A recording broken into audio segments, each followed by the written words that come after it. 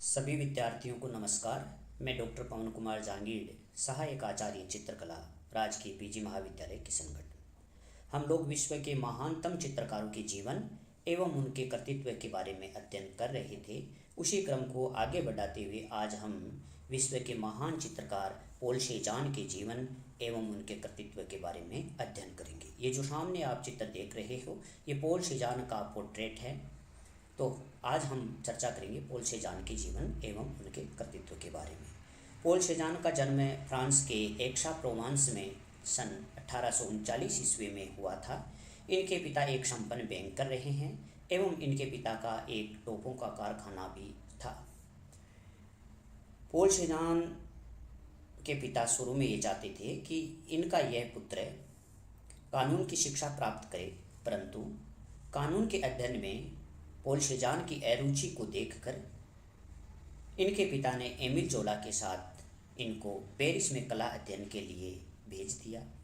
Emil जोला जो एक साहित्यिक के रूप में प्रसिद्ध हुए हैं, यह पॉल सेजान के मित्र रहे हैं।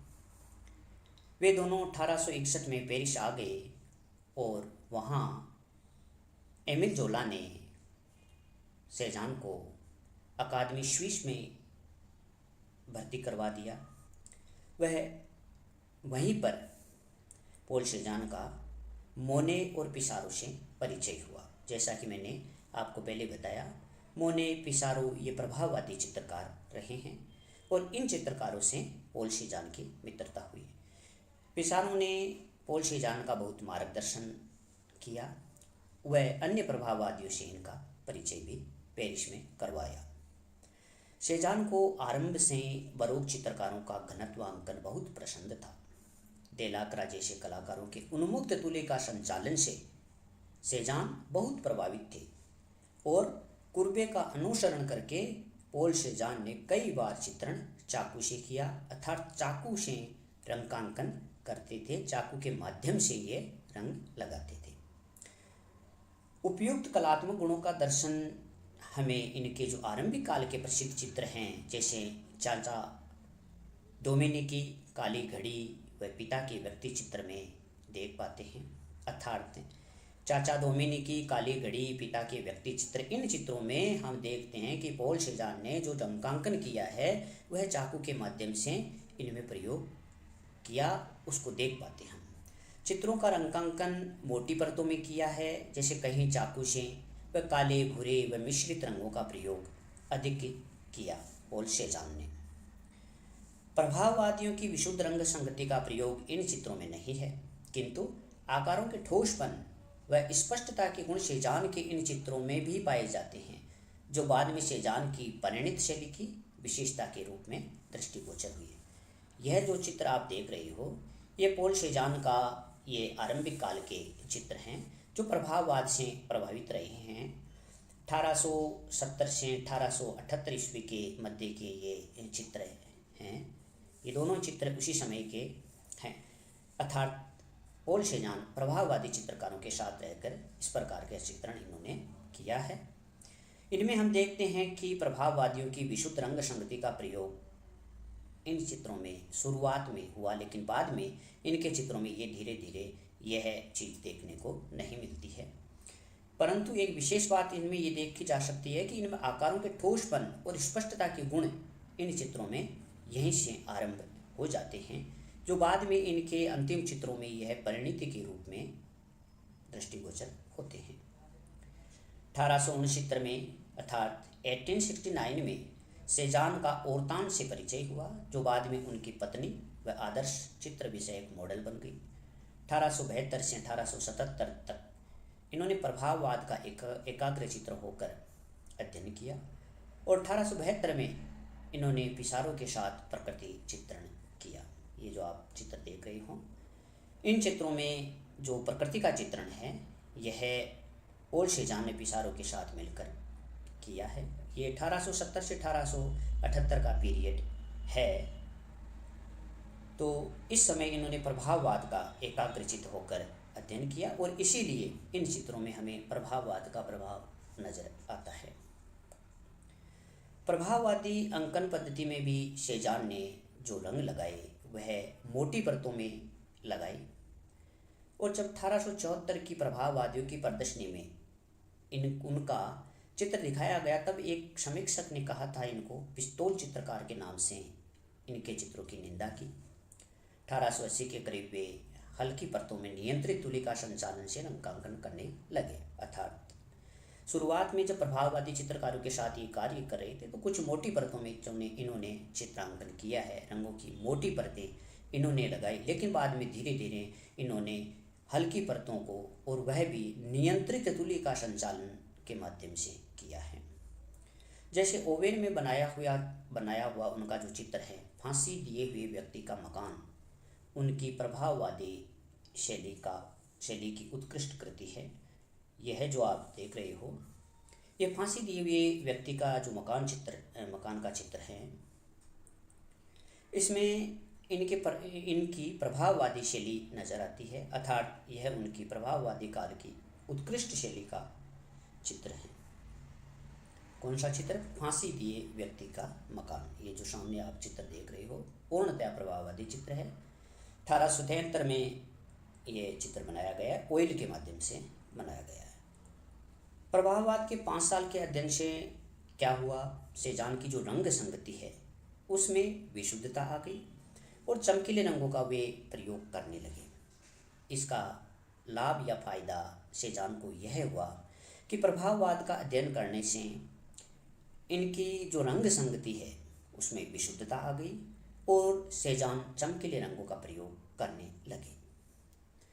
लेकिन प्रभाववाद से असंतुष्ट रहने पर भी वे पिसारो और मोने दोनों का बहुत आदर करते थे। इनके मन में एक अलग प्रकार का चित्रण करने की जो उत्सुकता थी वह कहीं न कहीं इनके चित्रों में इसी समय से निकलना आरंभ हो जाती है।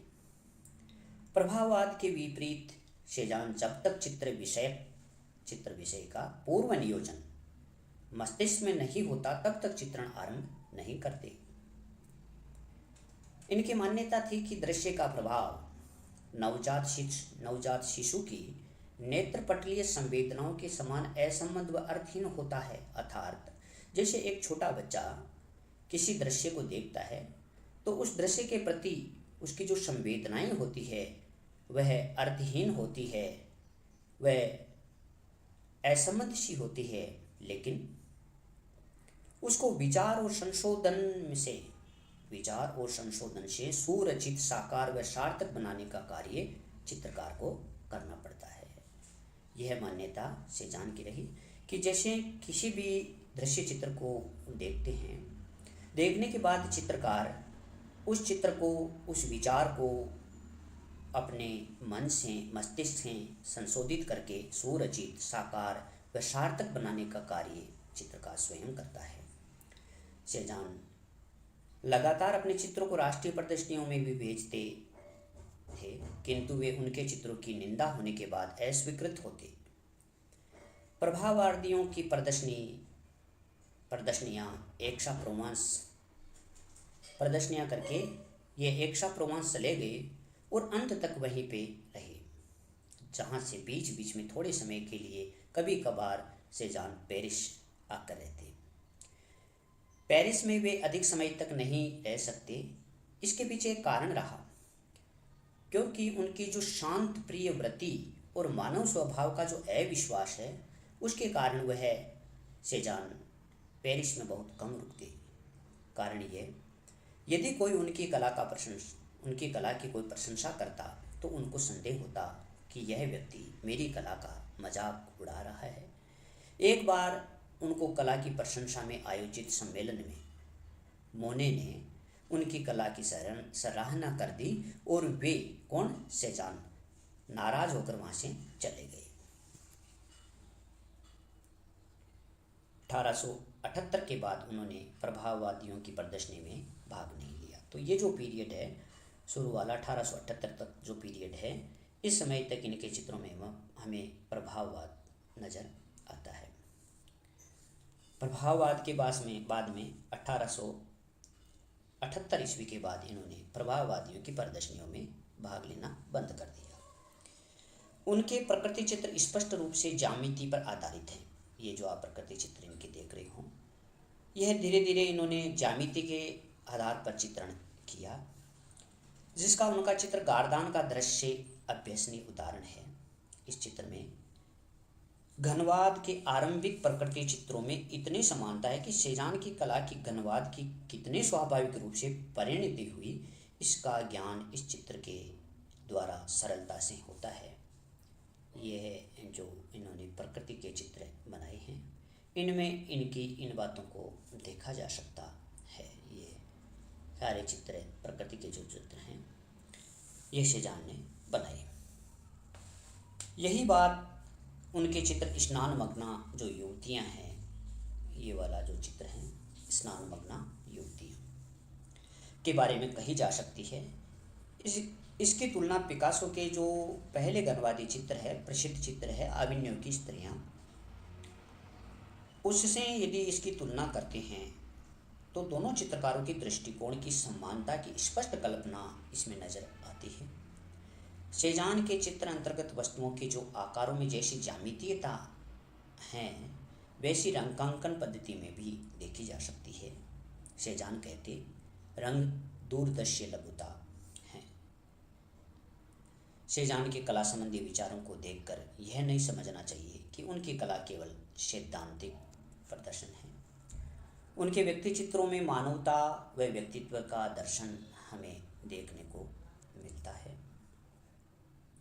एवं प्रकृति चित्रों में निसर्ग के जन्म और विकास के नियमों का सच्चाई से पालन है देखा जा सकता है, किंतु इन विचारों का उनकी कला में बहुत ही गौण स्थान रहा है। इस प्रकार की जो इनके विचार थे, इनको यह चित्र के रूप में बहुत परिवर्तित बहुत कम कर पाए। 1886 में उनके पिता की मृत्यु हो गई। उस समय सेजान की आयु 47 वर्ष की थी। तब तक आर्थिक दृष्टि से सेजान अपने पिता पर ही निर्भर रहे थे। आयु के 40वें साल तक सेजान ने अपने विवाह और पुत्र जन्म की हकीकत को पिता से छिपाए रखा, क्योंकि उनको भय था कि शायद नाराज होकर वे आर्थिक सहायता बंद नहीं कर दे। प्रभाववादियों की तीसरी प्रदर्शनी के बाद सेजान के चित्र पेट टांगवी के चित्रों की छोटी सी दुकान में देखने को मिलते हैं, जहां चित्रों के व्यापारी आम्ब्राज वोलार ने उनके चित्रों को 1892 में पहली बार देखा और उनको बहुत पसंद किया। 1895 में वोलार ने, जो एक व्यापारी रहा है चित्रों का, आम्ब्राज वोलार ने पिसारो की सलाह से सेजान के चित्रों की एक प्रदर्शनी की। यद्यपि प्रदर्शनी की कठोर आलोचना हुई, सेजान की कला के सामर्थ्य को उनके प्रभाववादी मित्रों ने पहचाना। कुछ संग्रहकर्ताओं ने उनके चित्रों की प्रशंसा की, वह उनके चित्र बिकने लगे।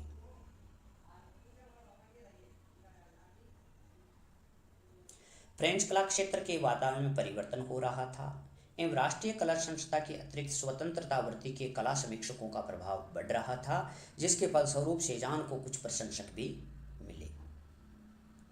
सेजान ने अपने ध्येय की पूर्ति के लिए अथक प्रयत्न किए और कला निर्मितियां की। 1906 में एक रोज प्रकृति चित्रण के लिए वे बाहर गए और 2 घंटों तक उन्होंने वर्षा में कार्य किया। लौटते समय थकान के कारण रास्ते में बेहोश हो गए और एक गाड़ी वाले ने उठाकर उनको घर पहुंचाया। बीमार होते हुए भी दूसरे दिन वे पुनः बगीचे में कार्य करने के लिए चले गए और वहीं पर चक्कर आके गिर गए और बिस्तर पर लेट गए। 4 दिन बाद में इनका स्वर्गवास हो गया और जो उनकी एक इच्छा थी, मैं काम करते हुए मरना चाहता हूँ, की पूर्ति हुई। 1907 में उनकी जीवन भर की जो कला निर्मिति है को एक विशाल प्रदर्शनी के द्वारा दर्शकों के सामने रखा गया। इस प्रदर्शनी का नव कलाकारों पर आश्चर्यजनक प्रभाव पड़ा। कला क्षेत्र में नवीन विचार प्रवाह आरंभ हुए एवं 20वीं सदी की कला का आरंभ सेजान की कला से प्रेरणा पाकर हुआ। सेजान का जीवन असीम आत्मविश्वास व ध्येयपूर्ण कला साधना का अतुल्य उदाहरण है। प्रशंसा की जगह जीवन भर सभी ने उनकी कला का उपहास किया। उनके घनिष्ठ मित्र जोला ने आरंभ में उनको बहुत प्रोत्साहित किया और अंत तक वे उनकी सहायता भी करते रहे। किंतु शेजान को इस बात का दुख हुआ कि जोला भी उनकी कला की महानता को समझने में असमर्थ रहे। उनकी कला के भविष्य के बारे में वे निश्चित थे और कहते, मैं एक नई कला का आदिम कलाकार हूँ। यह भविष्यवाणी सत्य हुई और आधुनिक कला के जन्मदाता के नाम से पॉल सेजान अमर हो गए। अर्थात आधुनिक कला के जन्मदाताओं में पॉल सेजान का नाम लिया जाता है। आत्मविश्वासी होते हुए सेजान में दुर्अभिमान नहीं था। वे दूसरों को सलाह देते। संग्रहालयों में कलाकार विचार करना सीखता है, वह प्रकृति में देखना सीखता है। हमारी कला कुकुरमुत्ते की तरह पैदा नहीं होती, उसके पीछे पीढ़ियों के परिश्रम होते हैं। उनसे क्यों न लाभ उठाया जाए। उनके इन शब्दों में उनकी महत्वाकांक्षा थी कि कला की महान परंपराओं में अपना योगदान करना। इस प्रकार पॉल सेजान के कला के प्रति ये विचार रहे हैं। सेजान का 20वीं सदी की कला पर इतना प्रभाव पड़ा कि सेजान की कला को छोड़कर 20वीं सदी की कला का विचार भी असंभव है।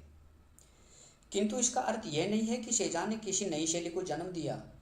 बोदेलेन ने कलाकार के बारे में लिखा है, कलाकार केवल अपनी कला निर्मित के लिए ही उत्तरदायी है। वह अपनी कला को छोड़ जाता है और आगामी पीढ़ी उसकी कला को किस दृष्टिकोण में स्वीकार करती है, यह विचार उसकी कला के मूल्यांकन में गौण है। कलाकार की कोई संतान नहीं होती, वह अपनी ही कला का निर्माता प्रभु होता है। इस विचार से सेजान की कला घनवाद, भाववाद व अन्य किसी वाद के अंतर्गत नहीं आती।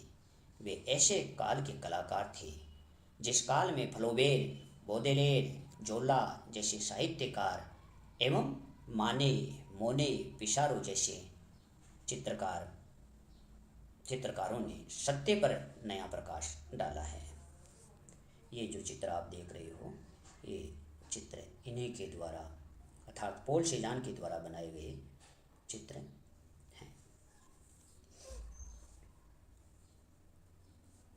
हर्बर्ट रीड ने लिखा, यदि सेजान जीवित होते तो वे भी अपनी कला से प्रभावित होकर जिस नवीन भिन्न वादों ने जन्म लिया उसको देखकर विस्मित हो जाते।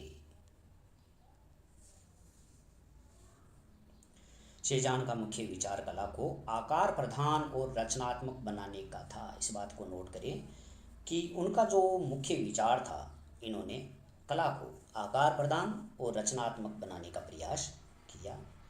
किंतु इस विचार ने कला को परंपरागत बंधनों से मुक्त किया। जो अब तक जो परंपरागत बंधन चले आ रहे थे, इस विचार से कला इनसे मुक्त होने लगी एवं उसमें अपरिमित परिवर्तन हुए। वैसे गोगवे की कला भी कलाकारों को बंधन मुक्त करने में सहायक हुई है और वे स्वतंत्र विचार से स्वच्छंद चित्रण करने लगे। किंतु बात की जाए सेजान की, तो किंतु केवल स्वच्छंद चित्रण से ही महान कलाकृतियों का निर्माण असंभव माना गया। इसके लिए कला अंतर्गत जो नियम है उसकी खोज भी आवश्यक है और यह जो खोज है, इस खोज का कार्य पॉल सेजान के इन चित्रों में हमें देखने को मिलता है। सेजान ने कला की परिभाषा की, कला प्रकृति सदृश सुसंगति है। प्रभाववाद के ऐतिहासिक महत्व के बारे में हम जितना अधिक विचार करते हैं उतना स्पष्ट हो जाता है कि जो उत्तर प्रभाववादी चित्रकार उसकी त्रुटियों को देखकर उससे पृथक हुए, उन्होंने उससे लाभ उठाकर उसको जितना सार्थक किया उतना उसके अनुयायी नहीं कर सके। उनमें से शोरा व सेजान की कला आकारनिष्ठ है, जबकि वान गो और गोगवे की कला आत्मनिष्ठ है। वान गो की कला में उनके भावना उद्वेग की अभिव्यक्ति देखने को मिलती है, जबकि गोगवे की कला में उनके आंतरिक जीवन का कल्पना द्वारा किया गया दर्शन देखा जा सकता है। इन दोनों को जीवन की कठिनाइयाँ व आर्थिक विपन्न अवस्था से जितना कड़ा संघर्ष करना पड़ा उतना कला के इतिहास में शायद ही किसी अन्य कलाकार को करना पड़ा होगा। तो आज हमने इस वीडियो के माध्यम से पॉल सेजान के जीवन एवं उसके कुछ कृतित्व के बारे में अध्ययन किया। यह पोर्ट्रेट्स इनका व्यक्ति चित्र हैं और यह इनकी आरंभिक काल की कृति है जिसमें हमें प्रभाववाद की जो चित्रण की विशेषताएं हैं उसका प्रभाव इसमें देखा जा सकता है। ये दोनों ही चित्र उस समय के हैं। यह चित्र जो 1878 से 1890 का है, इसमें जो इनका प्रोमांस में बनाया गया जो चित्र हैं, इसमें प्रभाववाद के बाद की जो स्थिति है उसको स्पष्टता से अंकित किया गया है। इन चित्रों में हमें उनके घनवाद और जो आकारनिष्ठ कला है वह देखने को मिली। यह फांसी दिए हुए व्यक्ति का जो मकान का चित्र है वह है। यह उनका स्नान मग्ना युवतियाँ जो फेमस चित्रित है, 1898 ईस्वी का बनाया गया चित्र है। यह भी उनके बनाए गए चित्र हैं जिसमें हमें उनके जैसे इसमें बास्केट ऑफ एप्पल वाले में है। इस चित्र को आप देखिए कि इसमें जो कंपोजिशन बना है, जो सारी वस्तुएं इधर उधर बिखर रही है, फिर भी जो कंपोजिशन में एक सुसंगति आई है वह देखने को मिली। और अब तक जो चली आ रही प्रभाववादियों की जो प्रकाश और वातावरण का जो प्रभाव और जो अंकन पद्धति थी उसमें और इसके चित्रण में हमें भिन्नता देखने को मिली। यहाँ आकार निष्ठता प्रदान रही है। इधर वाले वो इन रेड वेस्ट में आप देखिए रंगों को किस प्रकार पॉल सेज़ान ने लगाया है। ये सारी चीज़ें हमें इनके इन चित्रों में देखने को मिलती है। तो आज हमने पॉल सेज़ान के जीवन एवं कर्तृत्व के बारे में अध्ययन किया है। अगली वीडियो में पुनः हम पॉल सेज़ान के कुछ विचारों के बारे में अध्ययन करेंगे। धन्यवाद।